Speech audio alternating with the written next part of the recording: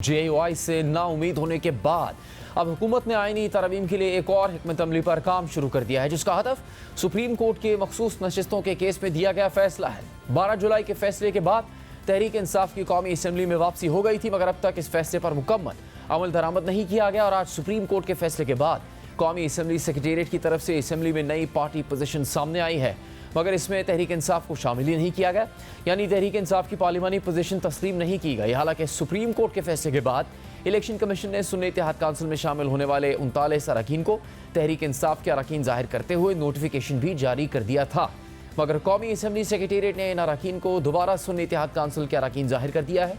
साथ ही supreme court के फैसले के बाद आज़ाद करार दिए गए 41 अरकान असम्बली को भी कौमी असम्बली सेक्रेटेरिएट ने दोबारा सुन्नी इत्तेहाद काउंसिल के अरकान शुमार कर दिया और यूँ कौमी असम्बली में सुन्नी इत्तेहाद काउंसिल के अरकान की मजमूई तादाद 80 जाहिर कर दी गई है, मगर तहरीक इंसाफ का एक भी रुकन जाहिर नहीं किया गया। यानी सुप्रीम कोर्ट ने अपने फैसले के जरिए तहरीक इंसाफ की कौमी असम्बली में वापसी कर दी थी, मगर हुकूमत इसे नहीं मान रही।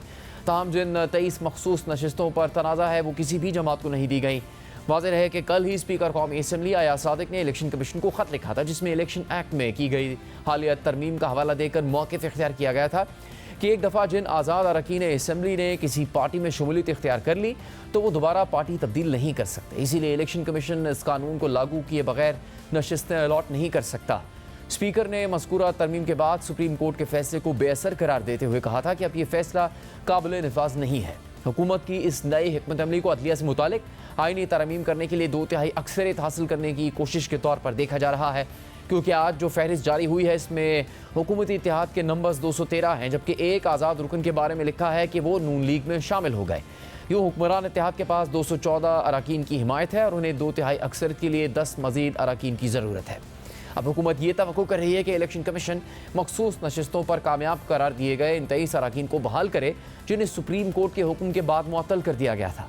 अहम बात यह है कि इनमें से 20 अरकान हुक्मरान इत्तेहाद से थे। इसके अलावा हुकूमती इत्तेहाद से ताल्लुक़ रखने वाले दीगर स्पीकर्स भी इलेक्शन कमीशन को ख़त लिख चुके हैं।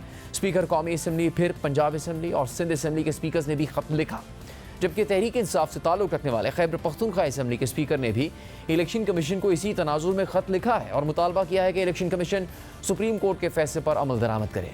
स्पीकर खैबर पख्तूनख्वा असम्बली का ख़त इस लिहाज से भी अहम है क्योंकि इसी तनाज़े की वजह से खैबर पख्तूनख्वा में अब तक सेनेट के इलेक्शन भी नहीं हुए और इसका भी जिक्र स्पीकर खैबर पख्तूनख्वा असम्बली ने अपने ख़त में किया है। इसके अलावा मखसूस नशिस्तों के केस में ही गुज़श्ता हफ्ते जारी किए गए सुप्रीम कोर्ट के वजाहती ऑर्डर के बाद इलेक्शन कमीशन मुसलसल मशावरत कर रहा है, हिकमत अमली पर गौर कर रहा है। ज़राए के मुताबिक आज भी इजलास हुआ मगर फिर कोई नतीजा नहीं निकल पाया। पीर को अब दोबारा इजलास तलब किया गया है। आईनी तरमीम और 2/3 अक्सरियत से जुड़ी हुई हालिया डेवलपमेंट्स के तनाजुर में इलेक्शन कमीशन पर सबकी नजरें हैं। इलेक्शन कमीशन के फैसले का इंतजार किया जा रहा है। इस हवाले से दी न्यूज़ के एडिटर इन्वेस्टिगेशन अंसार अब्बासी ने दी न्यूज़ और जंग में शाया होने वाली अपनी खबर में लिखा है कि इलेक्शन कमीशन की तरफ से हैरान कौन इकदाम सामने आ सकता है। दिलचस्प बात यह है कि स्पीकर कौमी असम्बली ने भी इलेक्शन कमीशन को ऐसा मवाद फराहम किया है जो सुप्रीम कोर्ट के 8 जजेस की इलेक्शन कमीशन से की जाने वाली तवक्को के बरक्स इलेक्शन कमीशन को तक़वियत देगा। मौजूदा हालात में ये सारा मामला पार्लियामेंट में नंबर गेम का है। इस सूरत हाल में अब सबकी नज़रें इलेक्शन कमीशन पर हैं, लेकिन आज स्पीकर कौमी असम्बली के ख़त पर मौक़िफ़ देते हुए तहरीक इंसाफ के रहनुमा सेनेटर शिबली फराज ने कहा कि स्पीकर ऐवान की इज्जत बचाने के बजाय खैरात लेने के चक्कर में लगा हुआ है। हुक्मरान टोला सुप्रीम कोर्ट के फैसलों को भी जूते की नोक पर रख रहा है। ये शर्म का मकाम है कि एक स्पीकर जो है बजाय इसके कि वो अपने ऐवान की इज्जत, तौकीर और 9 सितंबर के वाक़ये को बचाने के लिए लगाता, वो तो खैरात लेने के चक्कर में पड़ा हुआ है। जिस तरह से अदालतों के फैसलों को जूते की नोक पे रखा जा रहा है वो हमने देखा सुप्रीम कोर्ट की डिसीजंस में भी कि उसको कोई मान नहीं रहा, क्योंकि ये सियासी तौर पर पाकिस्तान तहरीक इंसाफ का, इमरान खान का मुकाबला कर नहीं सकते। इसलिए ये ऐसे ओछे हथकंडों पर उतर आए हैं कि जिसका कि सियासी तारीख में कोई नज़ीर नहीं मिलती। जबकि आज प्रेस कॉन्फ्रेंस करते हुए JUI के सरबराह मौलाना फजलुर रहमान ने स्पीकर कौमी असम्बली की तरफ से नई पार्टी पोजीशन जारी करने की टाइमिंग पर तनकीद की।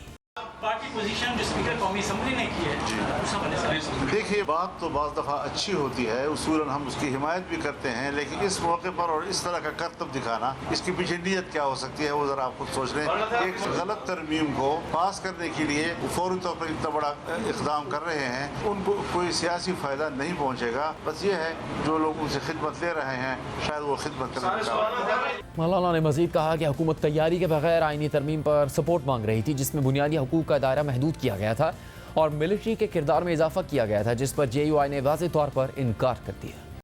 हुकूमत किसी किस्म का मुसवदा देने के लिए आमादा नहीं हो रही। गालिबन एक कॉपी उन्होंने पीपल्स पार्टी को दी थी, बिल आखिर खुदा करके एक कॉपी उन्होंने हमें दी। ऐसे जैसे बिल्कुल कोई तैयारी ना हो और बगैर तैयारी के ऐवान से तवक्को रख रहे थे कि हमें सपोर्ट किया जाए, लेकिन यहाँ तो इंसानी हुकूक, बुनियादी हुकूक का दायरा महदूद कर दिया गया और मिलिट्री का रोल जो है उसमें बहुत इजाफा किया गया। जमीयत उलमा इस्लाम ने वाज़ेह तौर पर कहा कि हम मुतमईन नहीं हैं और हम इस मसौदे को वोट देने से माजूर हैं। मौलाना ने यह भी कहा कि पीपल्स पार्टी और JUI अपने अपने मुसवदे तैयार कर रही है, जिसमें हफ्ता 10 दिन लग सकते हैं। एक सवाल के जवाब में मौलाना ने कहा कि अगर हुकूमत किसी और तरीके से तरमीम लाने की कोशिश करती है तो हमारा रद्द-ए-अमल उन्हें ऐसी हरकत नहीं करने देगा।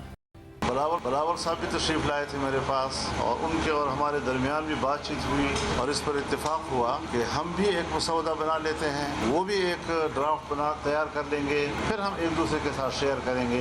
उन्होंने भी काम शुरू कर दिया है और हमने भी काम शुरू कर दिया है, वो कला इस पर काम कर रहे हैं तो जाहिर है कि हफ्ता 10 दिन तो इसमें लग जाएंगे। जो बिलावल भुट्टो साहब ने ये फरमाया कि अगर मौलाना साहब जो है हमारे साथ नहीं आते तो हम फिर किसी और तरफ देखेंगे और से बंदे हमारे पूरे कर लेंगे।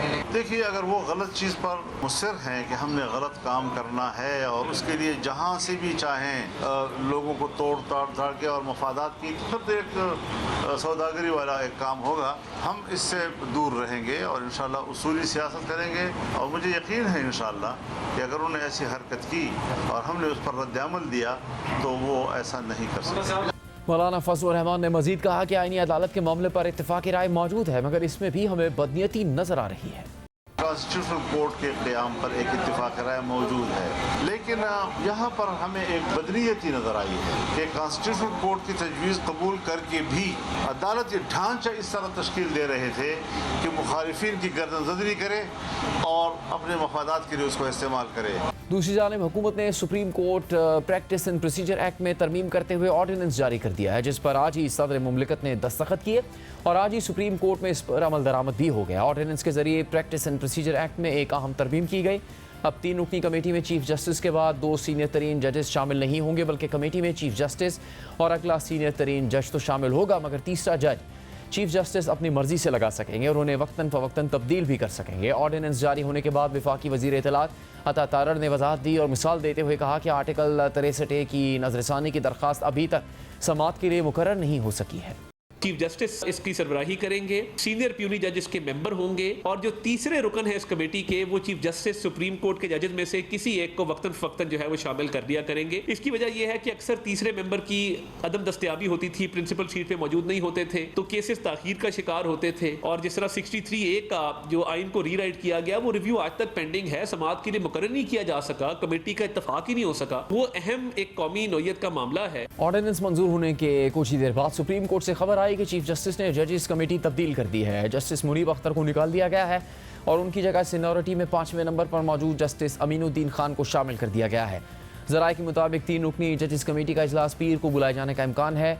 इस सूरत हाल पर हुकूमत पर इल्ज़ाम लग रहा है कि वो सुप्रीम कोर्ट को कंट्रोल करने की कोशिश कर रही है।